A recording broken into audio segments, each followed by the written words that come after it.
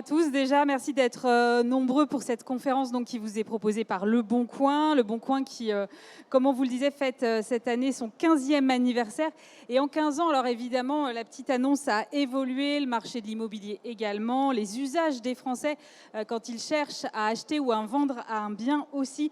Alors comment est-ce qu'une plateforme comme Le Bon Coin appréhende toutes ces questions, met en place de nouveaux outils, accompagne à la fois les professionnels et les particuliers dans leur démarche? Eh bien, c'est ce dont nous allons parler donc avec Aurélien Flamand, qui est directeur du département immobilier du Bon Coin, et Fabien Scollan, qui est VP Advertising chez Le Bon Coin également. Alors Aurélien, je vais commencer par vous. Cette keynote, elle s'appelle 15 ans de projet immobilier avec les Français et les Françaises. Est-ce que ça sous-entend que Le Bon Coin s'est emparé du sujet de l'immobilier dès le début ? Alors Aurélie, si vous me le permettez, d'abord je voudrais vous dire que ça me fait très plaisir de vous voir en vrai. Voilà. Est-ce que Le Bon Coin s'est emparé du sujet de l'immobilier ? Non. Parce que vous évoquez les Français et les Françaises dans votre question et vous avez raison. Ce sont les Français et les Françaises qui se sont emparés du Bon Coin dès le début, puisque initialement c'était une plateforme qui était destinée à échanger des biens de consommation courante. Et très rapidement, ils ont décidé que l'immobilier allait être un sujet important pour eux sur cette plateforme. Ils ont fait la même chose avec l'emploi quelques années plus tard, parce qu'on n'avait pas de catégorie emploi. Et dans leurs usages, ils ont commencé à déposer des annonces de recrutement un petit peu partout. Donc on a créé cette plateforme-là. Nous, notre histoire avec l'immobilier, elle a véritablement commencé en 2016 lorsqu'on a internalisé notre offre. C'était la fin de l'offre Puissance 3. Et donc depuis 5 ans, c'est là qu'on met énormément de ressources, qu'on fait énormément d'efforts pour développer les services, pour développer toute l'intelligence qu'on peut proposer dans nos solutions.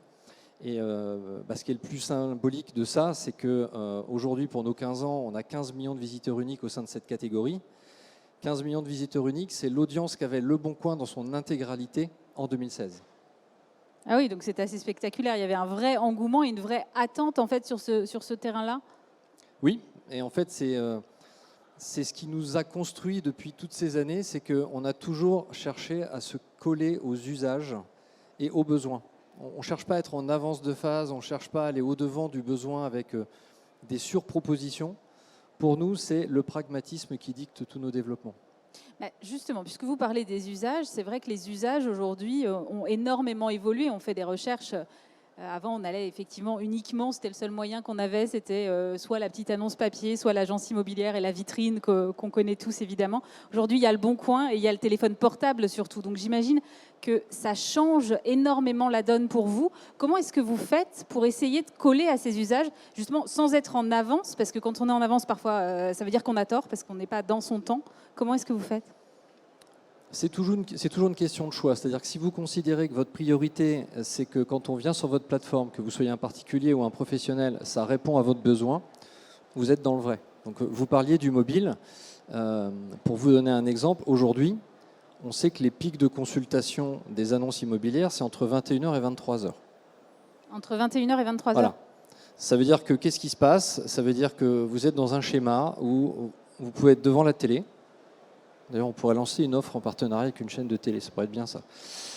On est devant la télé, on a envie de partager sur sa tablette avec son conjoint des annonces qu'on a repérées dans le métro ou qu'on a vues le midi sur son ordinateur. C'est super fluide ce que je vous raconte là. Sauf qu'il y a 5 ou 6 ans, ça n'existait pas. On n'avait pas le cross-device, on n'avait pas des sites qui étaient ergonomiques sur un mobile et on n'avait pas non plus de solution professionnelle pour leur permettre de dire c'est pas de bol, les pics d'audience sont en 21h et 23h, c'est l'heure où les agences sont fermées, où les agents immobiliers ont d'autres choses à faire avec leur famille, et donc pouvoir proposer des solutions qui vont monitorer les annonces au moment où elles sont le plus vues. Mais ça veut dire aussi que potentiellement, l'attention n'est pas la même. Quand je suis devant une vitrine d'agent immobilier ou face à face avec mon agent immobilier, je n'ai que ça à faire. Si c'est entre 21h et 23h chez moi, potentiellement, je suis en train de regarder la télé ou de faire ma cuisine en même temps que je consulte vos annonces. Alors sur la question de l'attention, je vous invite à challenger vos ados pour ceux qui en ont, mais vous verrez qu'ils sont capables de faire 15 trucs en même temps que regarder leur téléphone portable. Oui, mais après, notre génération peut-être un peu moins. Là, vous avez raison, c'est que ce qui a changé aussi, c'est l'utilisateur aujourd'hui veut reprendre le pouvoir. Il veut reprendre le pouvoir dans tout le cycle jusqu'à l'ultime étape qui est la rencontre de quelqu'un qui va l'aider dans la concrétisation de son projet. Donc aujourd'hui, on voit très bien que dans la recherche préalable, ça se passe en ligne. On voit très bien qu'aujourd'hui, on peut traiter la question du financement en 100% digital en faisant appel à des courtiers. Et même au moment d'établir la relation commerciale, au moment où vous avez un utilisateur qui pousse la porte d'une agence immobilière, il a déjà considérablement affiné son projet. Pour autant, c'est pas sûr qu'on aille à du 100% digital sur un parcours immobilier quand même. Alors, je ne crois pas une seule seconde qu'on ira à 100%. Et d'ailleurs, la preuve, mon introduction qui est de dire « ça me fait plaisir de tous vous voir », c'est qu'on est quand même sur un marché où le contact humain, c'est fondamental. Donc, on parle de digital, quelque chose de très froid, mais qui doit être au service des interactions physiques. Et je pense que la rencontre entre un particulier, son bien et le professionnel qui va l'accompagner, ça va durer encore pour très longtemps. Puisque vous interpellez les professionnels qui sont avec nous aujourd'hui, comment eux, ils se sont adaptés à cette nouvelle donne? Ils se sont adaptés très vite. Alors, il est vrai que ce qui s'est passé durant les 2 dernières années, c'est triste à dire, mais ça a eu un vrai effet vertueux sur la digitalisation de nos business. Pour ceux qui y étaient déjà, c'était qu'un prolongement. Pour ceux qui n'avaient pas encore franchi le pas, ça leur a permis d'accélérer. Mais les professionnels de l'immobilier sont quand même des gens qui sont très réactifs et très pragmatiques. Voilà, c'est en tout cas moi ce que je comprends de la relation qu'on peut nouer avec eux tout au long de l'année. Donc à mesure que les solutions digitales se sont proposées à eux, tout ce qui pouvait être vertueux dans le business, leur faire gagner du temps, fluidifier les interactions, raccourcir l'intermédiation avec un prospect, on n'a pas de problème en fait à les convaincre à y aller. Évidemment, derrière toute cette digitalisation, il y a des enjeux techniques. Quelle a été, votre première priorité au Bon Coin? Alors, c'est bien que vous parliez d'enjeux techniques et pas d'innovation. Parce que souvent, quand on parle d'Internet, un site se lance, il doit être innovant, il doit apporter des choses incroyables. Moi, je vais vous dire très basiquement, quand le Bon Coin s'est lancé, son premier enjeu technique, c'était de tenir la charge. Parce qu'on arrivait au moment où l'Internet se démocratisait dans tous les foyers et qu'il fallait déjà qu'on soit capable de tenir la charge. Parce que, comme je vous l'ai dit, notre audience, elle a grimpé très vite. Le deuxième enjeu technique, c'était que nos pages s'affichent le plus rapidement possible. Parce qu'on savait qu'en venant sur le Bon Coin, vous y veniez pour chercher, pour chiner, pour trouver la bonne affaire. Si ça devenait un enfer et que ça ramait à chaque page, on était mort. Donc c'était ça les premiers enjeux techniques. Après, 5 ou 6 ans plus tard, s'est posée la problématique de l'ergonomie, du design. Alors je ne parle pas du design comme ça, je parle du design fonctionnel. C'est que notre sujet, c'est qu'il fallait que l'utilisation sur un mobile soit fluide, intuitive, pour que là encore, notre rôle d'intermédiateur soit le plus direct possible. Et puis aujourd'hui, on est rentré dans une nouvelle séquence technique, technologique autour de la data. C'est-à-dire que pour nous, le sujet maintenant, c'est de faire en sorte que les solutions qu'on propose, elles soient pertinentes. Elles soient pertinentes. Pendant des années, une marketplace, elle allait pousser les biens qui sont à vendre.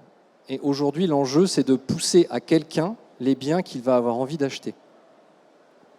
Fabien, Aurélien disait j'aime pas trop qu'on parle d'innovation. Quelle est la position du Bon Coin alors sur l'innovation? Mais oui, je confirme. Je confirme Tant absolument. mieux, vous êtes d'accord tous les deux. Non, mais tout à fait, tout à fait. En fait, tout dépend de la définition de l'innovation.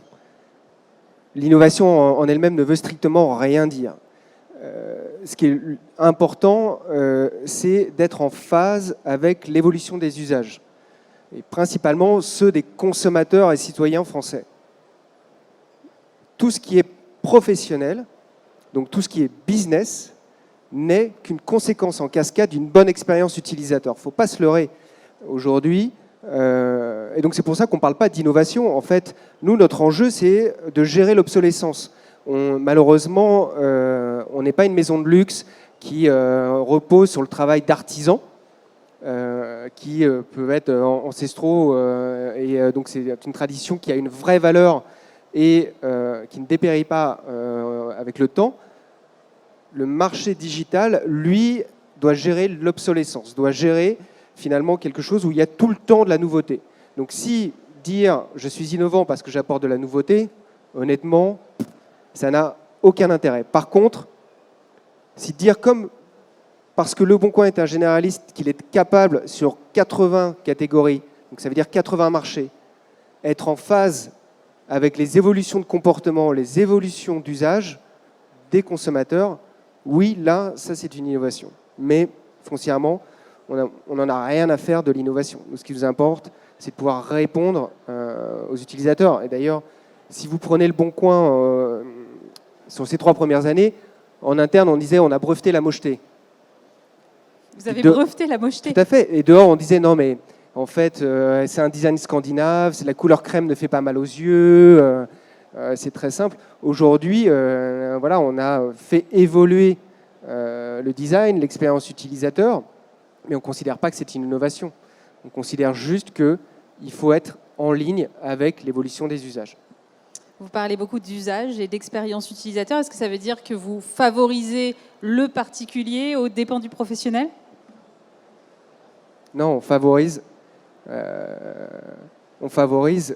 évidemment le particulier. Alors, tout le monde là va être choqué. Quoi ? C'est pas possible. Attendez, qu'est-ce que c'est que ça ? Non, en fait, si vous ne favorisez pas le particulier, celui qui est en bout de chaîne, celui qui doit recevoir le meilleur service, celui que l'on doit adresser avec le bon timing, avec la bonne offre répondant à son besoin, c'est évidemment profitable pour les professionnels qui sont aussi nos clients, mais en termes de chaîne et de parcours à respecter, le parcours client-utilisateur est celui que l'on doit vraiment développer en priorité pour pouvoir mieux développer derrière le parcours client professionnel. Parce que ce n'est pas en développant le parcours client professionnel qu'on va mieux se positionner, nous et les professionnels, vis-à-vis du consommateur final. Donc, il faut toujours réfléchir à quels sont les besoins du consommateur final pour mieux servir nos clients professionnels. On n'a pas le choix. C'est une histoire qui est classique et qu'il ne faut pas oublier, que ce soit dans le physique ou dans le digital. Et Aurélien, derrière chaque professionnel, il y a un particulier ? Mais oui, je ne vais pas vous faire ce petit sondage en vous demandant de lever la main si vous êtes client et utilisateur particulier du Bon Coin, mais quand aujourd'hui vous adressez 30 millions de Français par mois, la probabilité que vos clients soient eux-mêmes des utilisateurs, et c'est encore mieux s'ils sont des utilisateurs contents. Moi, je demande toujours ça à mes commerciaux en rendez-vous, c'est demander à votre interlocuteur s'il a fait une bonne affaire sur le Bon Coin. Ça change déjà un peu l'orientation de la discussion. Mais oui, parce que ce clivage pro et particulier, ce n'est pas le bon. Nous avons des utilisateurs et certains ont des besoins supplémentaires pour remplir leur job. Et on apporte du coup des services supplémentaires à ceux dont l'utilisation du Bon Coin est une utilisation professionnelle. Et pour le coup, les professionnels de l'immobilier ne sont pas fâchés d'avoir des particuliers qui postent leurs annonces sur le Bon Coin ? On s'est réconciliés. Ah, comment vous avez fait alors ? Non, je ne vous cache pas, il y a 5 ans, quand on allait sur des salons ou des conventions, après s'être dit bonjour, je pense que la première phrase qu'on nous assénait, c'était la question du particulier. Voilà, on était les fossoyeurs de la profession, on voulait la mort des agences immobilières, et ils ne nous parlaient même pas de leur business, ils nous parlaient de ça pour commencer. 5 ans plus tard, on ne parle plus du tout de ça. Et je vais même vous dire un truc, alors non seulement on n'est pas les fossoyeurs de la profession parce que le nombre de pros n'a jamais été aussi élevé, hein. Il y a quand même plus de 25% de professionnels en l'espace de 5 ans, donc c'est pas rien, mais surtout, on est dans un contexte de marché où c'est pas mal de connaître les particuliers. Parce que nous, on connaît les particuliers dans tous leurs usages, pas simplement dans la catégorie mots. On sait le type de véhicule qu'ils recherchent, on sait s'ils sont à la recherche d'un véhicule, on sait s'ils vont avoir des enfants. Et comment ça, vous savez s'ils vont avoir des enfants ? Je ne sais pas, mais habituellement, quand vous êtes en train de chercher une poussette et un lit parapluie, ouais, c'est un indice. Bon, on peut faire ça comme cadeau, hein, en allant dîner quelque part, mais c'est plutôt fonctionnel. Ce que je veux dire par là, c'est que dans un marché où on a une pénurie de mandats et que ceux qui possèdent les mandats dont vous voulez faire, vous, l'acquisition dans votre business sont des particuliers, et bien sur le Bon Coin, 80% des vendeurs particuliers, ce sont des utilisateurs du Bon Coin. Donc en fait, on arrive à réinverser la tendance en disant, vous voyez, ce qui vous était un petit peu désagréable il y a 5 ans va devenir extrêmement vertueux maintenant, parce qu'on est toujours dans la même logique, c'est d'apporter des solutions qui répondent à vos besoins. Et là, la solution, ça peut être l'intermédiation avec des particuliers qu'on connaît par cœur. Ça veut dire que si vous êtes capable de détecter si des gens vont avoir des enfants, vous êtes aussi capable de détecter ceux qui potentiellement vont déménager et vendre demain leurs biens ? C'est ce que disait Fabien. Est-ce que c'est de l'innovation que d'exploiter de manière intelligente de la donnée? Je ne pense pas. L'innovation, c'est dans la qualité de service qu'on va proposer. Donc, à partir du moment où vous vous inscrivez dans le quotidien de tous les Français, vous allez évidemment, dans leurs utilisations de la catégorie immobilier, être capable de savoir que s'ils viennent tous les jours et qu'ils consultent 15 annonces par jour, il va se passer quelque chose. C'est fort probable. Sauf que aujourd'hui, tout le travail qu'on demande à nos data analysts, c'est de détecter des parcours types et de les simuler ensuite pour voir si on arrive aux bonnes conclusions et de se dire, tiens, quelqu'un qui vend en masse son mobilier, est-ce que ça peut vouloir dire qu'il va déménager? Quelqu'un qui est à Paris et qui est en train de chercher un job à Toulouse, est-ce qu'on peut supposer une future mobilité? Quelqu'un dont on a su il y a 3 ans qu'il avait acheté une poussette simple et qui est en train d'acheter une poussette double, va peut-être avoir des jumeaux et va peut-être avoir besoin d'une pièce en plus. Je passe les contraintes du télétravail, je passe au plus simple les gens qui dans la catégorie service font des demandes de devis pour des déménageurs. Bref, dans votre quotidien, il y a plein de signaux faibles que vous pouvez émettre dans la manière dont vous faites vos recherches qui peuvent nous permettre de détecter des signes en avant-phase en fait, pour déjà essayer de vous inciter à considérer la valeur ajoutée qu'un pro peut vous apporter dans votre projet. Alors aujourd'hui, vous travaillez avec les professionnels, vous l'avez dit, en faisant de l'intermédiation. On va éliminer la question qui pourrait potentiellement fâcher. Vous avez l'intention d'aller sur le transactionnel? Alors je vais être assez clair sur ce point. On nous pose évidemment souvent cette question en nous disant, en tant que spécialiste de l'immobilier, est-ce que vous n'avez pas la tentation d'aller sur la transaction? Alors le point principal, c'est que moi je n'ai pas l'ambition de dire que je suis un spécialiste de l'immobilier parce que c'est faux. Moi je suis un spécialiste des porteurs de projets immobiliers. La spécialité du Bon Coin, c'est la connaissance fine qu'elle a des Français. C'est ça sa spécialité. Les spécialistes de l'immobilier, pour moi, ce sont les professionnels de l'immobilier, ce sont mes clients.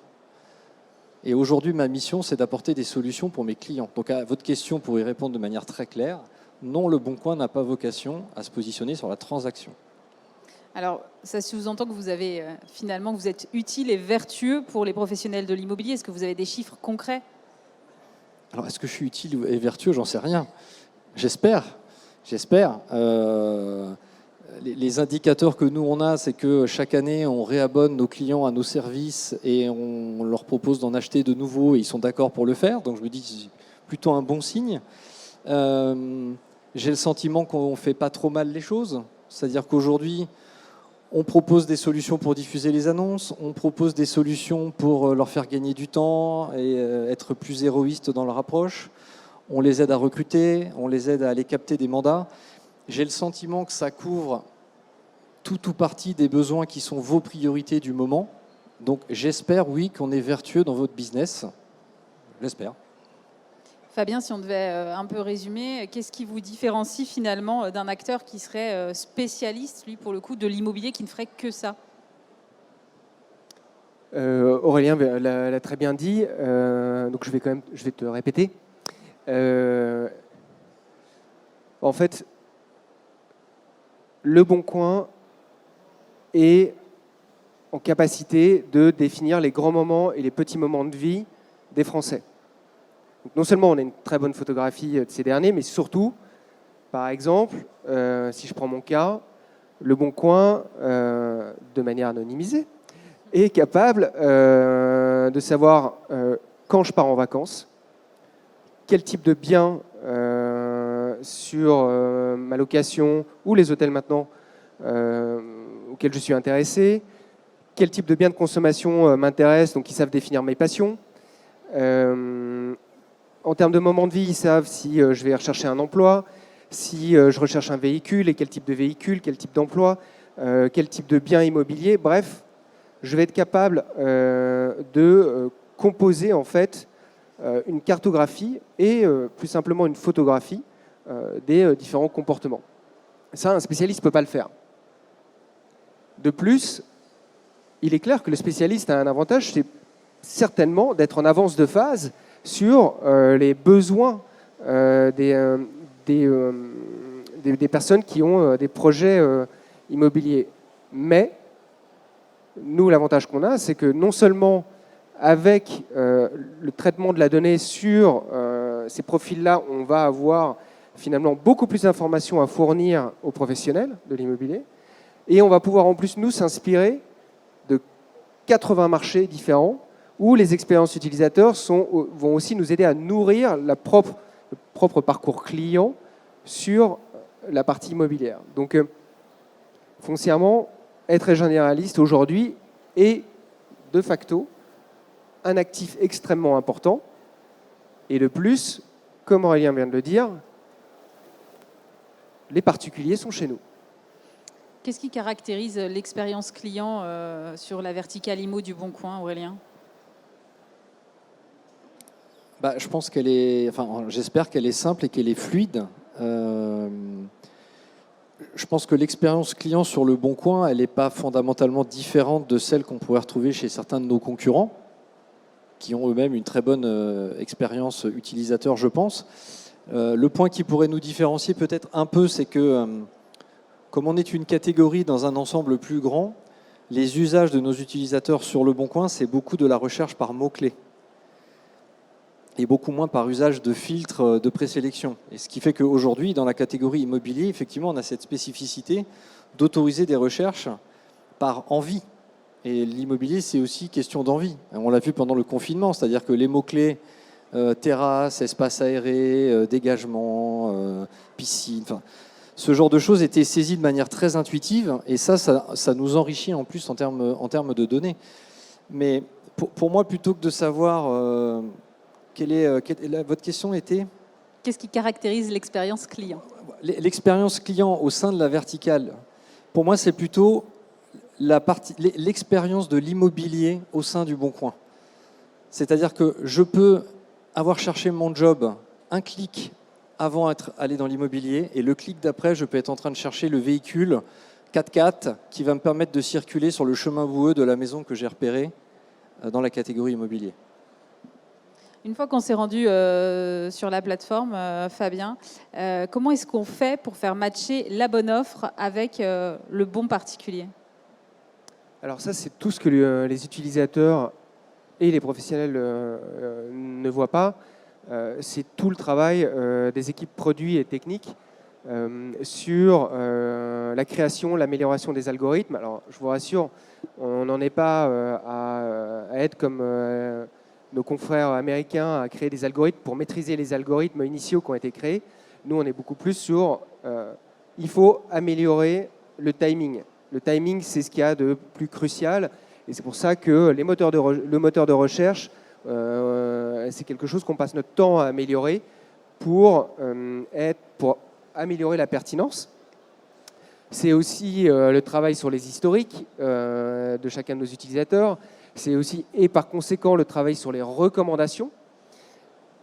Donc c'est tout ça qui fait en fait d'avoir finalement la bonne réponse au bon moment. J'entends bien que derrière tout ça, et vous le disiez tout à l'heure, il y a énormément de données. Comment vous appréhendez cette question du traitement de la donnée ? Parce que tout à l'heure, vous avez bien pris le soin de dire « mais c'est anonymisé ». Oui, le traitement de la donnée. Alors déjà, dit comme ça, c'est attention. Aujourd'hui, on le voit très bien, il y a non seulement un besoin de la part, et cette fois-ci pas des consommateurs, mais avant tout des citoyens français, à obtenir le respect de leurs données privées, ou de leur vie privée plus simplement, et c'est relayé évidemment par toutes les instances gouvernementales et européennes sur le respect de RGPD, le respect du texte de la CNIL pour les Français. Donc évidemment, tout le traitement de la donnée et dans le respect de l'ensemble de ces actions. Maintenant, aujourd'hui, tout le monde dit oui, il ne faut pas de publicité ciblée, il faut laisser les gens faire tout le travail, chercher. En fait, on n'est pas d'accord là-dessus, pour une simple et bonne raison, c'est que dans le respect de la vie privée, il faut être capable de travailler la donnée pour raccourcir les délais de décision ou de choix. Il faut apporter encore une fois, plus de rapidité par rapport aux requêtes qui sont faites par les utilisateurs et donc permettre de mieux placer les professionnels au sein du parcours client-utilisateur Et ça, uniquement la donnée, le travail de ces données va pouvoir le faire. Donc évidemment, c'est du travail algorithmique. Donc, c'est très bien de placer ce genre de mots, mais concrètement, ça veut dire apporter beaucoup plus de solutions et de réponses concrètes à des besoins clairement identifiés avec la rapidité escomptée par l'utilisateur. Sans le traitement de la donnée, on n'a pas le choix. Vous avez le sentiment de simplifier en fait la vie de l'utilisateur grâce à cette donnée? Oui, vous savez, c'est comme quand on va dans un grand restaurant, et avec toute l'humilité qui est nécessaire dans mes propos, mais on n'a pas conscience en fait que derrière, il y a une brigade qui est extrêmement organisée, qui marche de manière militaire et qui est capable de sortir des plats d'excellence pour nos fins palais à tous. Mais c'est exactement la même chose pour une place de marché comme Le Bon Coin. La majorité de nos effectifs, et Aurélien en parlera, sont des gens du produit et de la technique. Ce sont des développeurs, ce sont des data scientists, des data analystes, des responsables infra. Donc là, je vous jette plein de noms, plein de métiers, mais il faut bien vous rendre compte que sans ces gens-là, il n'y a pas d'expérience utilisateur simple, rapide pour le consommateur final in fine. Et encore plus aussi, évidemment, en premier lieu, pour les professionnels de l'immobilier. Comment ça se traduit concrètement en termes d'outils, l'utilisation de la data? Quels outils vous mettez en place pour tirer le meilleur de cette data? On pourrait voir ça de manière avec 3 grandes étapes. La première, c'est un acteur comme Le Bon Coin, et comme le disait Aurélien, sachant que en fait, on connaît énormément de choses de la vie des Français, c'est de vous apporter ce savoir. C'est de vous donner accès gratuitement aux nouveaux comportements, à quels sont les grands changements sur la consommation courante des Français. Et pour ça, donc, on a créé le Bon Observatoire, qui est un baromètre sur l'ensemble des marchés, qui va vous permettre d'avoir les grandes tendances, et notamment sur l'immobilier. Et ça, à un niveau national ou à un niveau régional, ou dans votre zone de chalandise, si je peux m'exprimer ainsi. Et puis après, il y aura donc, ce qu'on appelle le Bon Coin Insight, qui, lui, est une plateforme qui va vous permettre d'avoir des réponses sur des enjeux un peu différents et un peu plus granulaires, qui est quel est le poids de ma marque sur les utilisateurs du Bon Coin, par exemple. Ou je connais ma cible, mais j'aimerais savoir en fait qu'est-ce qu'elle achète sur le Bon Coin, quelle est leur phase d'intention d'achat sur différents produits, à quelle étape de vie ils sont. Ou si je ne connais pas ma cible, savoir définir cette cible en fonction des produits que j'ai à vendre, le niveau de bien et ce genre de choses. Aurélien, un outil comme le Bon Observatoire, vous auriez pu le garder pour vous. Pourquoi cette volonté de le partager? Parce qu'on n'est pas comme ça. Parce qu'on vous aime bien. Oui, bien sûr. Mais c'est toujours pareil. Quelque chose de génial et de pertinent ne vaut que s'il est utilisé. Donc c'est très bien de garder notre data pour nous et de rien en faire. Donc le choix qu'on a fait, c'est plutôt de se dire cette data, on la modélise, on la rend intelligible, on la rend utilisable pour des interlocuteurs dont ce n'est pas forcément non plus le quotidien. Parce que parfois la data, ça peut être un gros mot. Pour vous, l'essentiel, c'est d'avoir une photographie de ce qui se passe sur votre secteur. Est-ce qu'il y a une pénurie de tel ou tel type de bien? Est-ce qu'il y a des potentiels? Quels sont les prix moyens transactionnels? Donc on fait un peu un pari en se disant le Bon Observatoire, c'est une donnée qui synthétise la collecte d'informations de tous les Français et quelque part, elle appartient du coup aussi à tous les Français. Et on préfère entamer des conversations avec nos partenaires sur les enseignements qu'ils ont pu tirer d'une telle plateforme et de voir ensuite ce qu'on en fait ensemble. Est-ce qu'on décide que c'est des possibilités d'activation publicitaire pour développer la notoriété locale? Est-ce qu'on s'aperçoit que ça va redéfinir les priorisations de diffusion quand on parle avec un grand réseau et de se dire voilà les zones géographiques sur lesquelles il y a des pénuries de biens sur des maisons alors qu'il y a une demande de dingue et à l'opposé, là où on demande plutôt des appartements. Donc pour moi, c'est ça l'essence du Bon Coin, c'est de proposer des prétextes à échanger avec nos partenaires. Et in fine, Fabien, cette data, elle doit vous permettre d'améliorer la performance des annonces? Oui, bien sûr, c'est tout le travail algorithmique qui est nécessaire et surtout, en fait, qui est en termes de fruits pour les professionnels, sont sont clairement, évidemment, d'adresser la bonne personne avec la bonne annonce. Donc, je ne vais pas m'épancher sur tout le traitement de la data derrière, mais tout le travail qui est fait par nos équipes produits et tech ont pour enjeu, en fait, de mettre en face la bonne personne avec l'ensemble de vos annonces. Donc, ou même pour les particuliers d'ailleurs, pour trouver le professionnel qui va accompagner ce particulier pour mieux vendre son bien. Donc là, le traitement de la donnée a ce rôle principal là-dessus qui est la base de notre métier, qui est de mettre en relation un acheteur et un vendeur, tout simplement. Voilà. Aurélien, j'avais une autre question. C'est, en fait, j'étais interpellée par Fabien qui disait qu'il y a des grosses équipes techniques derrière. J'imagine que derrière votre volet à vous, il y a aussi une expertise de l'immobilier, parce que l'immobilier, ça reste un secteur spécifique avec ses caractéristiques, et on ne peut pas traiter l'immobilier comme on traite de l'emploi, par exemple. C'est sûr qu'il y a plein de gens qui ne supposent pas ce qu'il y a derrière. C'est ce qu'expliquait Fabien. J'ai juste raconté une petite anecdote. On la raconte moins parce que maintenant, c'est moins vrai. Mais il y a de ça 6 ou 7 ans, on a reçu un chèque au Bon Coin d'une vieille dame qui nous envoyait un chèque de 50 € pour nous aider à développer notre super activité dans le garage où elle nous supposait nous trouver, mais elle trouvait le service vraiment bien. Voilà. C'est-à-dire qu'il y a 7 ans, il y avait déjà beaucoup de monde au Bon Coin, mais elle ne pouvait pas imaginer une seule seconde que vous êtes combien là? Vous êtes 1600, quelque chose comme ça? Aujourd'hui, le groupe Le Bon Coin, c'est 1500 collaborateurs. Oui. Et donc, pour répondre à votre question, c'est que... évidemment, il y a des équipes commerciales, normalement vous les connaissez, mais les équipes commerciales, les ressources marketing, trade marketing, tout ce qui vient accompagner notre force de vente, c'est déjà une centaine de collaborateurs. Mais derrière, les équipes P&T qui travaillent soit directement sur l'immobilier, soit de manière plus transversale, et donc également pour l'immobilier, c'est plus de 200 collaborateurs. Les gens qui travaillent sur la data, chez nous, c'est plus d'une centaine de personnes. Et comme on fait partie d'un groupe, on a aussi des hubs techniques, par exemple à Barcelone. Notre hub technique à Barcelone a développé notre outil de modération. C'est lui qui nous a aidé aussi à travailler sur ce qu'on appelle le Smart Bump. C'est notre solution de remontée automatique des annonces.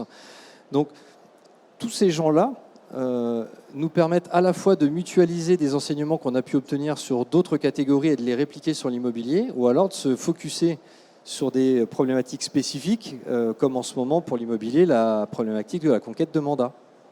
Quels sont les prochains outils que vous allez déployer? On a parlé déjà du Bon Observatoire. Est-ce que vous avez d'autres choses dans les tuyaux?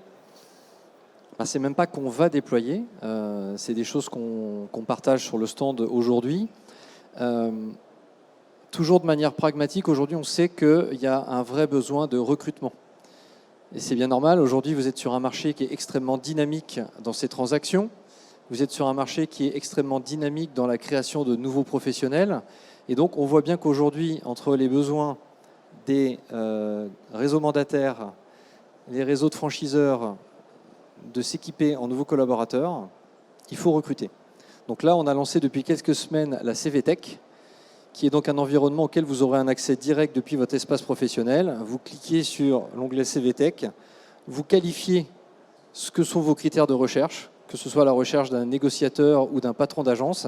Et à partir de là, on va vous proposer toute une batterie de CV qui auront été qualifiés par nos utilisateurs. Et là, avec un système de crédit, vous achetez les CV qui vous intéressent. Ça, c'est le premier point qu'on pense coller très exactement aux besoins du marché actuellement. Le second produit qui, lui, est spécifique aux acteurs de l'immobilier qu'on met en avant, c'est le pack IMO intégral.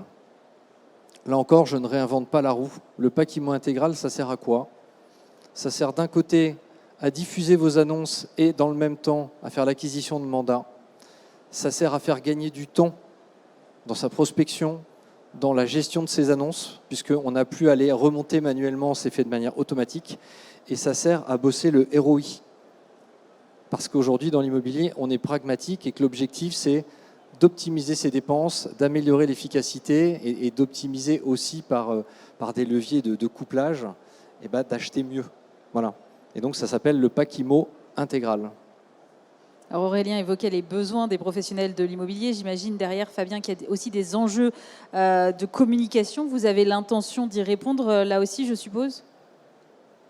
Oui, vous voulez sans doute parler de notre C'est ça. de notre dernier partenariat. En fait, On est très heureux d'être les partenaires du groupe TF1 pour permettre à l'ensemble des acteurs de proximité que vous êtes, puisque déjà nous, c'est notre ADN, mais vous l'êtes encore plus, de communiquer en télé. C'est une bonne idée, ça. Ouais, alors vous allez vous demander, mais que fait le Bon Coin en télé? C'est pas pour nous, c'est pour vous.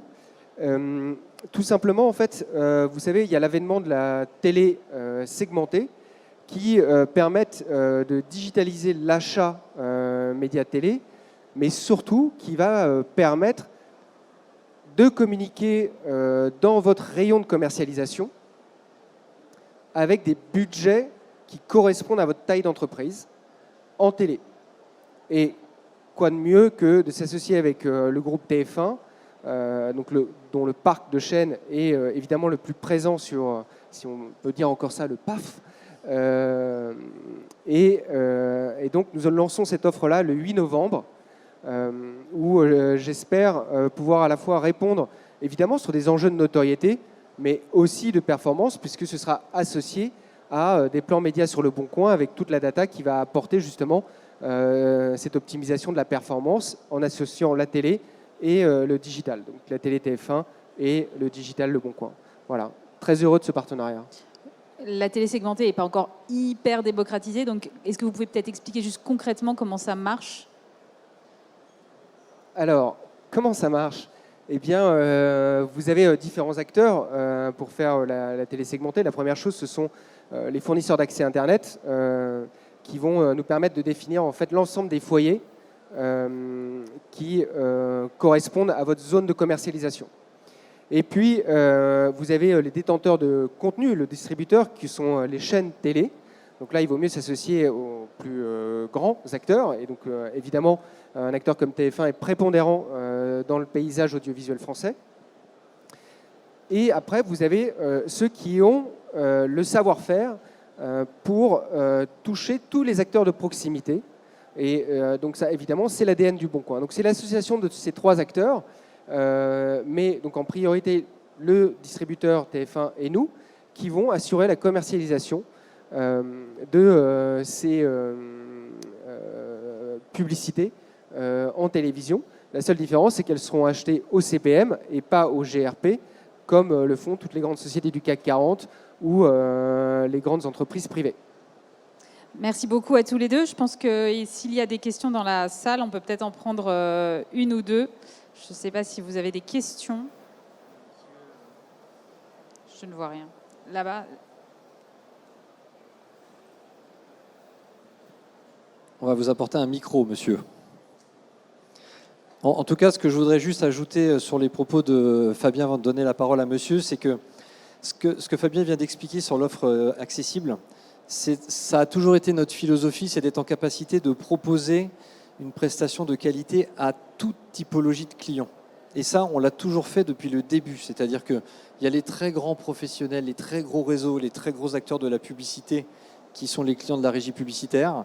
Mais nous, on veut pouvoir dire qu'une agence locale, elle doit pouvoir bénéficier des mêmes fonctionnalités que les très gros acteurs.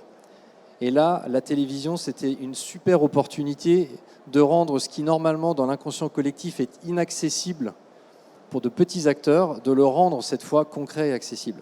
Monsieur, je vous donne la parole. Merci. Merci. Merci pour l'évolution du Bon Coin, qui a été très favorable pour les agents immobiliers. Mais nous, en tant qu'agents immobiliers, on a un petit souci, c'est qu'on n'arrive pas à personnaliser le titre. Donc ça fait 10 ans qu'on remonte ce problème et vous êtes obligé de l'automatiser alors qu'on pourrait insérer directement le titre de nos annonces sur les annonces professionnelles. Est-ce que vous pensez y remédier un jour? Alors, aujourd'hui, pourquoi effectivement les titres sont un peu normalisés? Oui. C'est d'une part pour qu'effectivement, dans l'expérience de consultation de l'utilisateur, il retrouve des codes qui soient les plus standards. Parce que l'effet pervers qu'on peut parfois avoir sur des titres, parce qu'on y a été confronté, c'est que le titre est parfois trop long et lorsqu'il est affiché, il se retrouve coupé à un endroit où ça n'a pas de sens, donc l'annonce est moins qualitative, que c'est évidemment utile aussi lorsqu'on fait des tris sur le contenu des titres, Très souvent, on nous demande de pouvoir avoir la main sur les titres parce que votre bien est atypique, en tout cas parce qu'il a une valeur ajoutée particulière que vous voulez mettre en avant dans le titre. On a réglé ce problème-là depuis quelques semaines avec une fonctionnalité qu'on appelle atout des biens. Vous l'avez peut-être remarqué, mais vous aurez dorénavant, à côté du prix, des petits cartouches qui vont vous faire apparaître les points forts de ce bien en particulier. Donc si parmi les éléments que vous vouliez mettre en avant dans votre titre, proche bord de mer, pas de vis-à-vis, bien d'exception, ces spécificités de votre bien, elles n'apparaîtront toujours pas dans le titre, qui restera très fonctionnel, mais elles seront ensuite mises en avant dans la consultation de l'annonce. Oui, nous, dans notre cas, on vend souvent des corps de ferme, granges, et ça, ils mettent Alors, que seulement maison, c'est ça le problème. Après, vous avez aussi une possibilité, je ne sais pas si vous êtes un utilisateur import ou manuel, mais vous avez la possibilité, en déposant manuellement votre annonce, d'avoir une saisie beaucoup plus libre du titre de votre annonce si un bien en particulier mérite un traitement plus différenciant. Nous avons 400 annonces, donc on ne peut pas manuellement... Mais si vous voulez, je vous invite à venir nous rendre visite parce que je suis sûr qu'on va trouver une solution. Il n'y a pas de doute là-dessus. Merci. Est-ce qu'il y a une autre question? Non, je crois que vous avez été super clair alors. Merci beaucoup.